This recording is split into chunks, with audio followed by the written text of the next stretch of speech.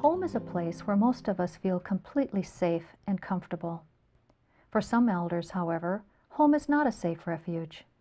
Behind closed doors, these older people are victims in the tragic drama of elder abuse. Elder abuse is the mistreatment of an older person by someone who has a relationship with the elder. It could be a spouse, adult child, friend, neighbor, or caregiver. According to the National Center on Elder Abuse, more than 2/3 of the abusers are family members. Elder abuse can happen to anyone, by anyone, regardless of his or her social class or ethnic background. The results of elder abuse can be seen in the unnecessary suffering, injury, and violation of human rights of the elderly. Hello, I'm Marian Karpinski, and I'll be your host during this program. Elder abuse can happen anywhere. It can happen in group homes, such as foster homes, nursing homes, or assisted living facilities. In this program, we will address elder abuse in the elder's family home. Elder abuse can be difficult to identify. Some diseases and chronic illnesses can mask or mimic the visible signs of abuse. For instance, some diseases may cause people to bruise more easily. Weight loss may be a symptom of a disease, a caregiver's failure to provide adequate meals, or an elder who refuses to eat nutritious meals. Elder abuse is very complex. Generally, a combination of factors contribute to elder mistreatment. Abuse is often inflicted in a subtle way, especially if it's premeditated and deliberate. Abuse can be the result of a history of family violence that continues into the person's later years, or violence that begins with a new relationship, such as marriage. Violence is a learned behavior that in some families is passed on from one generation to the next.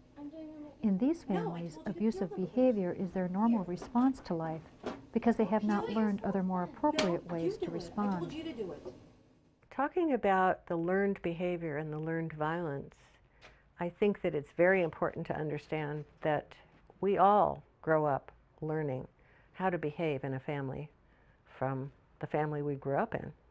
And if corporal punishment and if verbal abuse is part of a person's upbringing and they come up having that be the norm, I think it follows through and translates into older age that the child who was verbally abused is now going to use that same verbal abuse on the elderly mom or dad who is now bedridden or wheelchair ridden, and think nothing of it because that's how it's done in this family. Unfortunately, I think that it then escalates because the response from the elder is usually nothing or very little because of their fear of making a bad situation worse. And so the frustration coupled with the learned behavior is a recipe for it getting worse. We know abuse gets worse. It does not get better. Elder abuse may happen because the abuser suffers from mental illness or from problems such as alcoholism, drug addiction, and financial difficulty that makes him or her dependent on the elder for support. If there's an abuser who tends to use drugs and alcohol, what we know is that can give them, first of all, the permission to go through with the abuse, and secondly, it will accelerate it to possibly make it more dangerous and greater than it could have been. Another contributing factor that results in elder abuse is caregiver stress. Not all stressed caregivers are abusers. For some people, the demands of caring for a frail older person, the absence of financial resources and support, and the lack of caregiving skills may lead to abuse or neglect. Without meaning to, a caregiver who lacks proper training can cause bruises, skin tears, and broken bones in the process of moving and positioning an elder. One of the most common things that we see in elder abuse is sometimes what we misconstrue as caregiver stress, when truly what it is a continuation of family violence, domestic violence, that has probably happened in that relationship for a very long time. And now here we are as family members or healthcare providers, and we have a spouse who's coming to us and saying, you know, it's so frustrating to be the caregiver here because it's just so stressful, and I just am at my wit's end half of the time. And if we say to that person, well, I understand how it is, I really do, it's a very stressful situation, and we are somewhat giving permission for that to continue. We're justifying the abuse because of the caregiver stress. Ageism is a form of prejudice against older people based upon negative images and stereotypes. Ageism increases the risk of elder abuse. The abuser uses these prejudiced attitudes to justify mistreatment of an elder. The definition of elder abuse varies from state to state, but it is generally agreed that the forms of elder abuse include physical abuse, sexual abuse, emotional or psychological abuse, financial exploitation, neglect, self-neglect, and abandonment. It is important to know what signs and symptoms to look for in identifying each form of abuse, because the abuse is often well hidden by the victim and the abuser.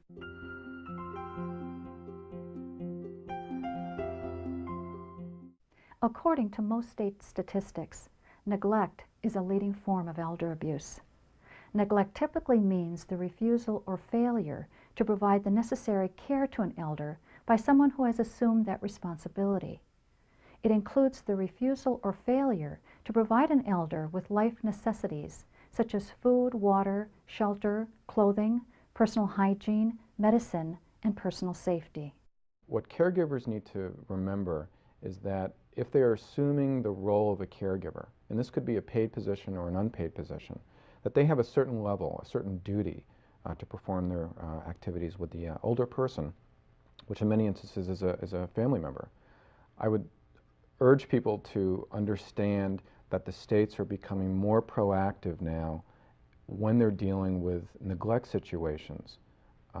And in some instances, a neglect situation of an elder person, failure to provide food, not turning the person in a bed, which could result in, say, bed sores or decubitus ulcers, could rise to a criminal level.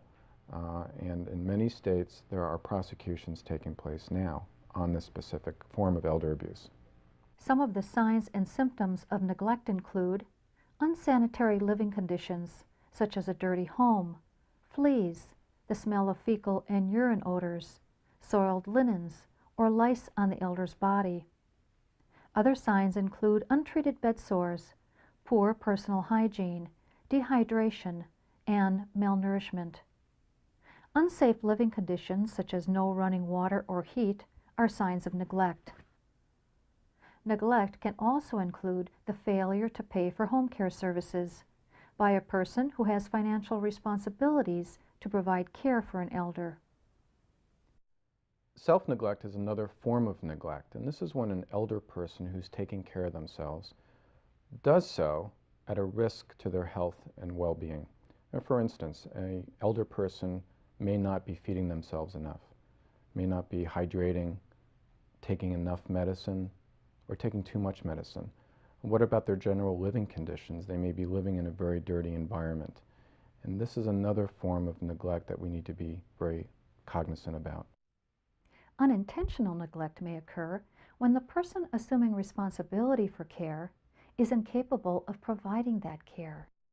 When I first came here, I realized that my stepfather had dementia and he was getting worse. And my mother has had a problem with her knee and her hip, which turned out to be her heart and her lungs. And my mother could no longer care for my stepfather. And my stepfather could not care for my mother. They both needed care. They both needed help, and we didn't know where to turn at that point.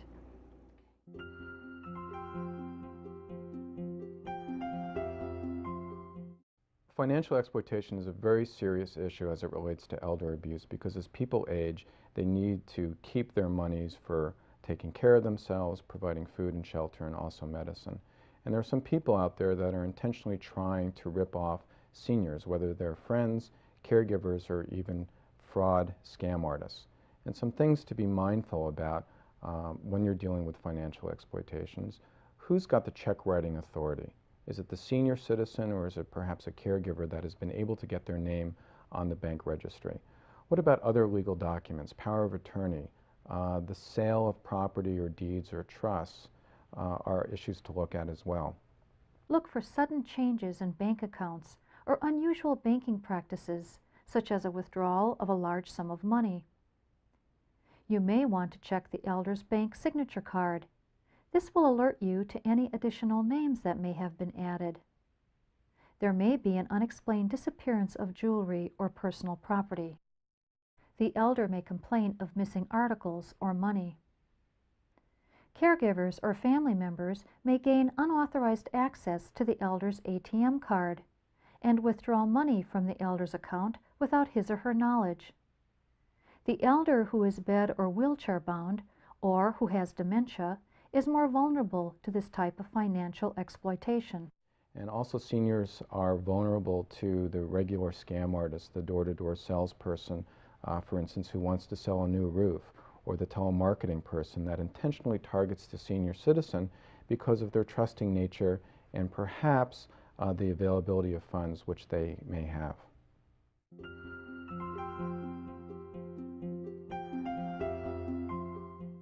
Emotional and psychological abuse really is one and the same thing. It is when an elderly person is being spoken to in a derogatory manner, is being told that they are stupid, that they don't know what they're doing, that they are a bother, when the person who is giving care to them withholds things that they need, like medication, clean clothing, clean bedding, affection, food, attention. When the elderly person is made to feel as though they don't count, that their needs are not important, and that they are in the way. We find that often emotional and psychological abuse, verbal abuse, can be more damaging over a longer period of time than physical abuse can be. And we have found that to be so. And it drives the person who is being abused inward, which is what keeps them isolated and keeps them from getting help and encourages the abuse to continue.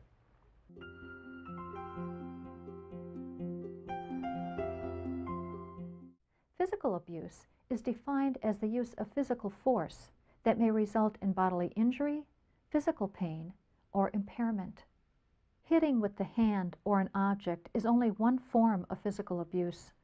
Pulling hair, pushing, shaking, kicking, pinching, and burning include other forms of physical abuse. There was one time when I walked in the room and he had raised his hand, backhand, to my son. And my son is 4 years old. And my son was like this, with his hands up against his face, in fear of what my stepdad was going to do to my son. And of course, I stepped in and stopped that. But what was so sad was the dementia had made him very unpredictable. And at one point, when he had had a stroke, the nurses had even told my mother to hide the knives. He had taken knives to some of the portraits that he had done of my mother. Force feeding, inappropriate use of drugs, and physical restraints are other examples of physical abuse. The signs and symptoms of physical abuse may be bruising or finger mark bruising on the arms or legs. Black eyes, welts, and rope marks are other signs of physical abuse. Broken bones, sprains, Dislocations, open wounds, cuts, or punctures may indicate physical violence against an elder. It is important to look for signs and symptoms of abuse in areas that are not as readily visible as the face and arm, such as the stomach and back. Some abusers deliberately choose those places to hide the abuse.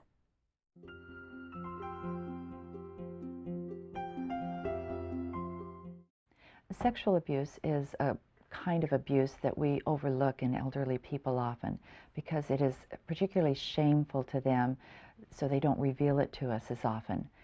But sex abuse in elderly can include things like unwanted sexual contact, sex without being able to give consent, as in the Alzheimer's patient or disabled person, forced intercourse, any kind of sexually degrading acts that are against the person's moral belief.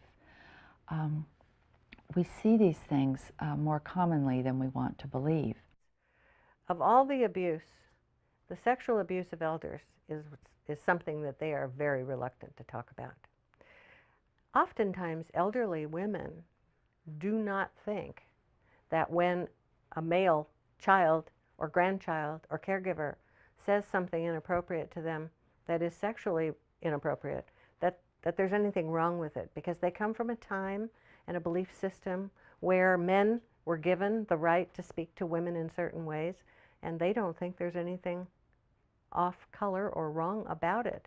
But often that leads to further abusive situations.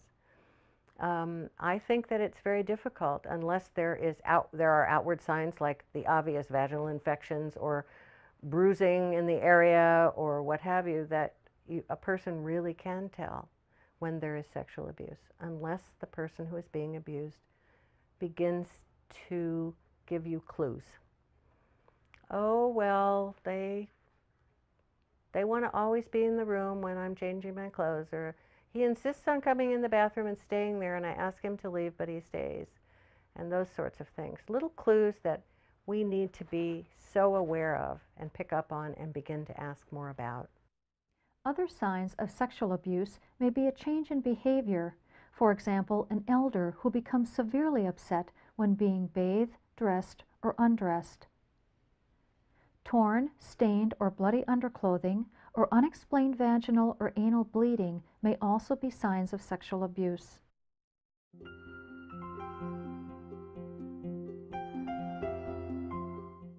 Deserting an elder person by a person who's assumed a level of care or duty of responsibility is called abandonment, and that's another form of elder abuse.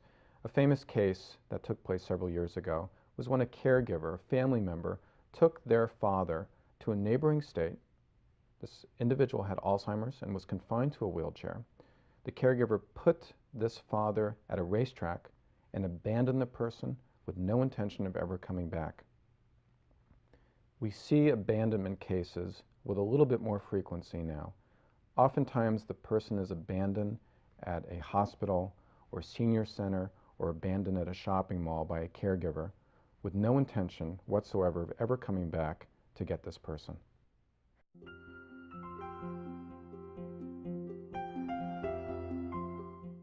There are some general signs that may indicate abuse is occurring.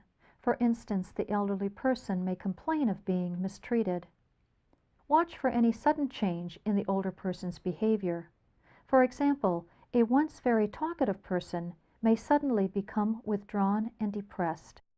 The person who is being abused often is very reluctant to talk, is very shy and withdrawn.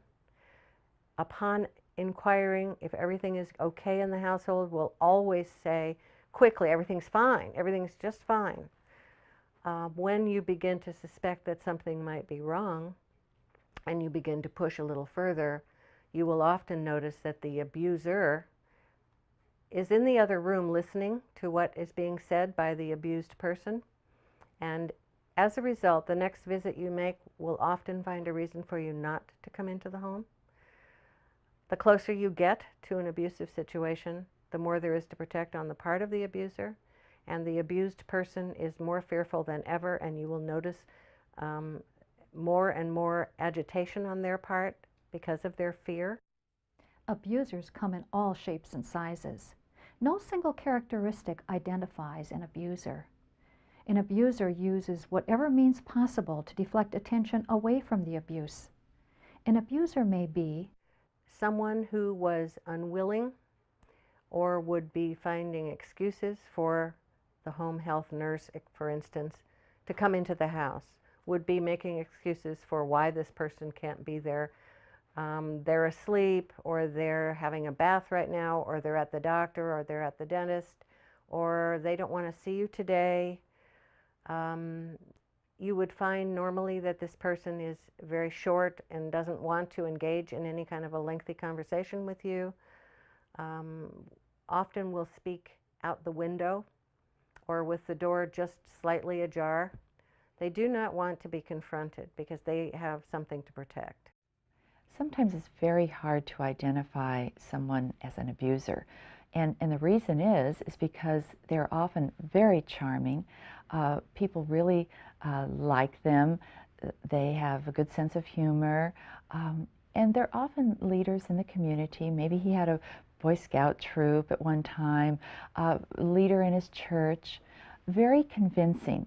An abuser is someone whose life depends upon their good manipulation, their good charisma with other people. And of course, behind closed doors, we know that there is an entirely different story here.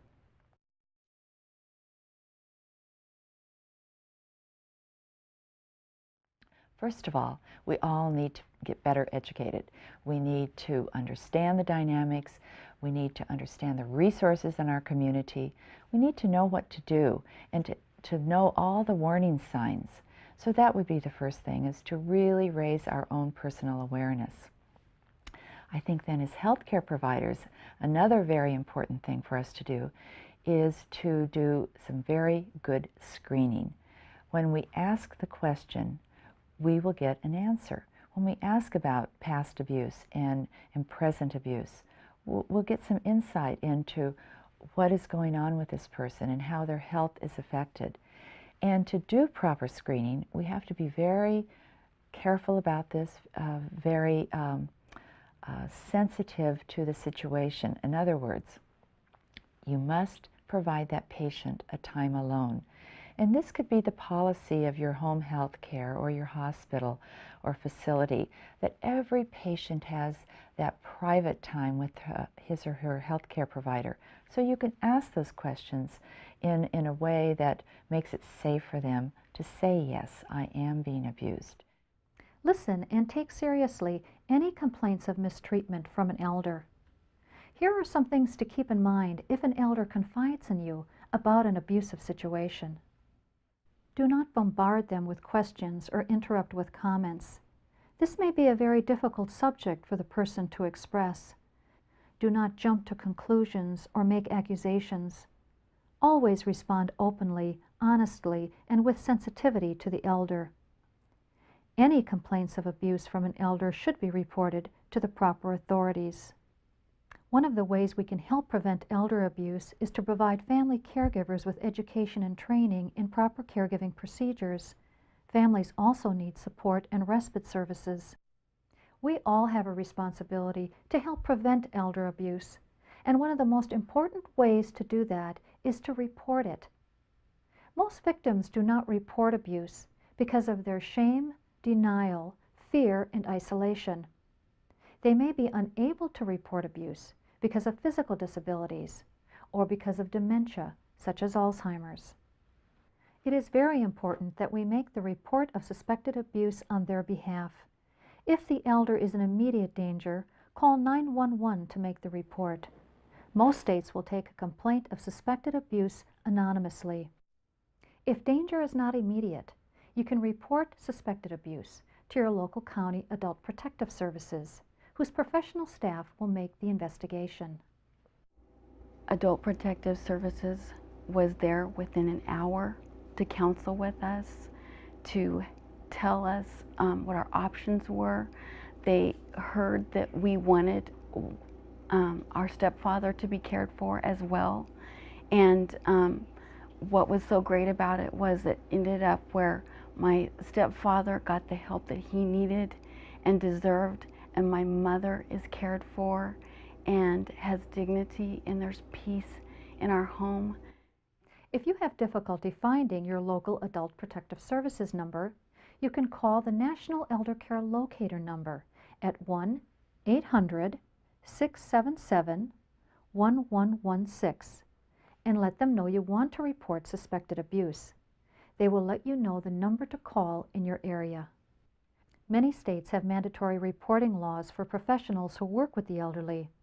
If you are a mandatory reporter, and most health professionals are, follow your state guidelines for the proper procedure when reporting suspected elder abuse. The drama of elder abuse need not end in tragedy. When you become an elder's advocate, you break the cycle of isolation and secrecy that is at the heart of elder abuse. You may be the one person who can make a difference. Your involvement may be the key to restoring peace and safety to an elder's life. Use the resources available in your community to report suspected elder abuse.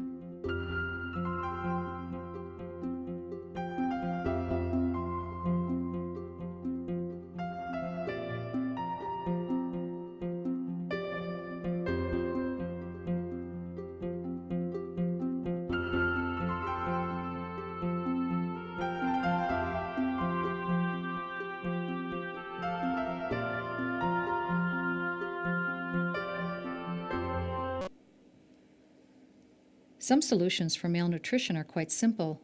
Make meal social events. This may be the most important step in curbing malnutrition. Older people's eating clearly improves when they have company. Vary the texture, color, and temperature of foods. Plan healthy between meal snacks. A piece of fruit or cheese, a spoonful of peanut butter on a cracker, or a blended smoothie that includes a banana can add nutrients and calories. Encourage regular exercise. Exercise stimulates appetite and helps lift depression. Serve foods that contain more protein and calories. Add liquid nutrition such as Ensure and Boost if needed. Healthy eating starts with healthy shopping. Check food items already in the house against your menu ingredients. Then create a shopping list that matches your client's dietary restrictions, food preferences, and food budget. Purchase as many fresh, unprocessed items as possible. Choose fresh fruits and vegetables that are in season to add variety and keep costs down. Fresh fruits, vegetables, and whole grains should form the bulk of the diet.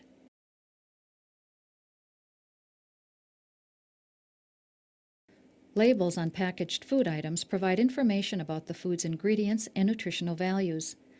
Learning to read the labels on food products is a valuable skill, especially in choosing healthy foods for your client. Labels on meat and fish list the date on which the item was packed and the date it must be sold. Other types of packaged foods, such as dairy products, cereals, and main dishes, may have additional dates, such as best if used by or an expiration date. The label will also show the list of ingredients used. The first ingredient listed is highest in quantity, and the last ingredient is the lowest. Before you purchase products, check their expiration dates and choose items with the longest time before expiration.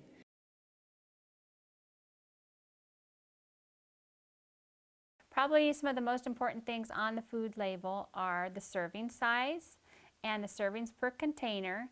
A lot of times now, if you have a smaller size container, they may call that 2 servings where we would eat it and call it 1. So all the information on the label is according to what they're calling a portion size on the label. So if they say a portion size is 3/4 of a cup, all the information is going to be for 3/4 of a cup. All the calories, the fat. If we eat a 1.5 cups, then we would need to double all the calories and the fat and the sodium and the cholesterol. So some of the important things on the label are the calories. I always look at the calories because like when people are on like a low carb diet, they forget that calories are still a big issue. So they try to watch carbohydrates, but they might be eating 300 calories in something. So we always look at the calories. I don't really pay attention to the percentages on the right-hand side, because the percentages are for people that are on 2,000 to 2,500 calories, and most of your clients aren't going to be on that. So really, I just almost even X those out. But we would want to pay attention to the left-hand side. Total grams of fat are important.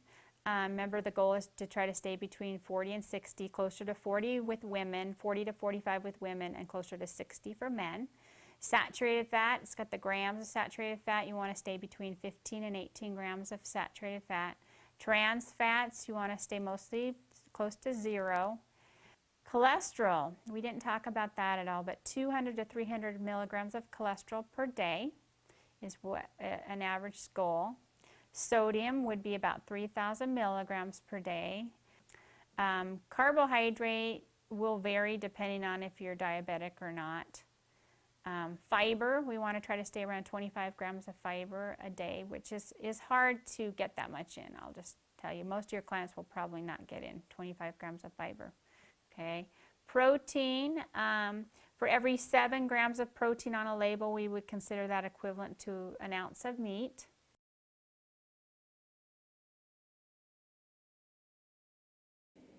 Unit pricing, which is often found below the product on the grocery shelf, gives the cost of items in ounces or pounds. It makes it easier to compare the cost of various products. For example, giant or family-size containers do not always end up costing less than smaller containers. Unit pricing helps you to compare the cost. Shop for items that need refrigeration just before you head to the checkout and store them as soon as you reach the client's home. To provide a record for your client and agency, record the date, the total amount you've spent on groceries and other items in a logbook. Save all the receipts.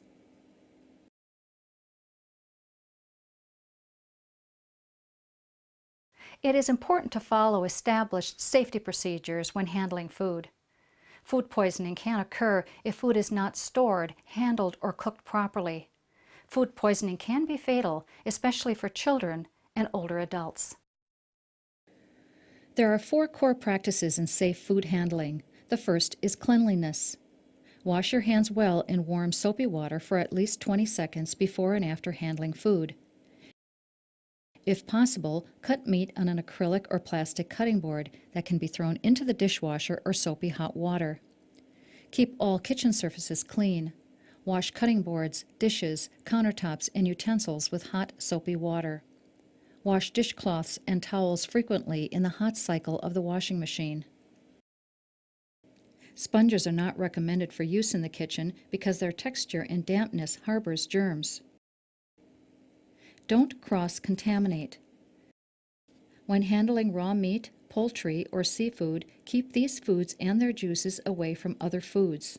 Use one cutting board for fresh produce and a separate one for raw meat, poultry, and seafood. Do not use a knife that has just cut raw meat to cut fruits and vegetables.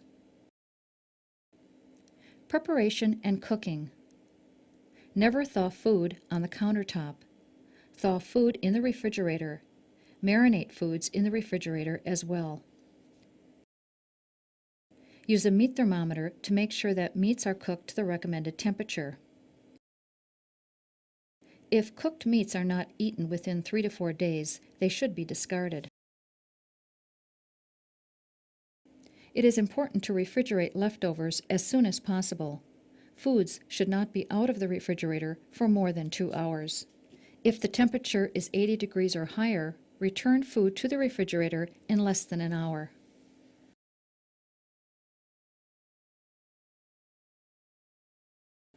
Recipes make it easier to cook dishes because they include the number of servings the recipe will make, the time needed to cook the dish, a list of ingredients needed, and step-by-step directions for preparing the dish. Recipes often use abbreviations. Here are some of the most common abbreviations. T or TSP equals teaspoon. A capital T or capital TBSP equals tablespoon. C equals 1 cup. OZ equals an ounce. PT equals a pint. QT is 1 quart. The pound sign, or LB, equals 1 pound, and DOZ equals 1 dozen. To measure ingredients correctly, you will need 3 types of measuring devices. Glass or clear plastic measuring cups are used for measuring liquid ingredients, such as milk, water, or oils. They come in various sizes. Metal or plastic measuring cups usually come in a set of various sizes and are used to measure dry or solid ingredients, such as flour, nuts, and shredded cheese. When the cup is full, use a knife or spatula to make the ingredient level with the top of the cup. Measuring spoons are used to measure small amounts of liquid or dry ingredients. The ingredient should be level with the top of the spoon. Microwave ovens are powered by electricity and use microwave radiation to cook food. Meats, fish, poultry, vegetables, and potatoes can be cooked in the microwave. Microwave cookware is generally made from glass, ceramic, or plastic. Use only cookware with microwave-safe labels. Never use metal in the microwave. It will conduct electrical sparks or currents and can damage or ruin the microwave oven.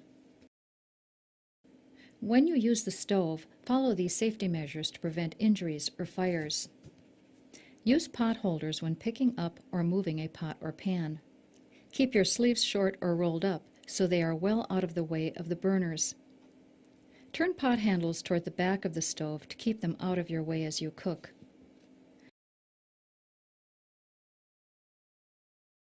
To prepare the table, begin by setting a placemat. With the plate in the center, place the fork to the left of the plate. The cloth or paper napkin goes to the left of the fork. Place the knife to the right of the plate with its blade facing the plate. Spoons are placed next to the knife. Put the teaspoon to the right of the knife. The soup spoon, if needed, goes next to the teaspoon. The water glass or cup is placed above and just to the left of the knife. If you use a bread plate, it is placed above the fork. Soup bowls can be placed directly on the plate.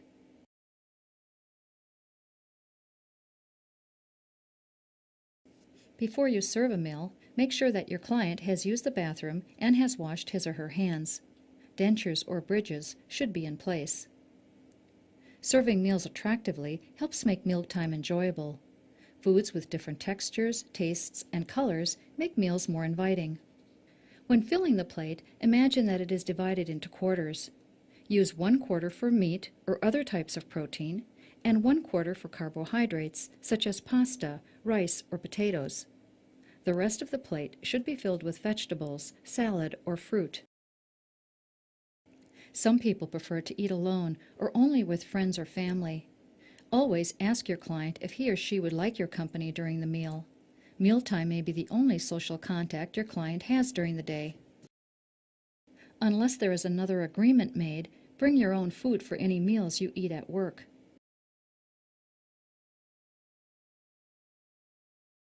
The kitchen should be cleaned after each meal. Keeping the kitchen clean helps reduce the spread of germs. Good nutrition and delicious food naturally maintain and improve your client's health.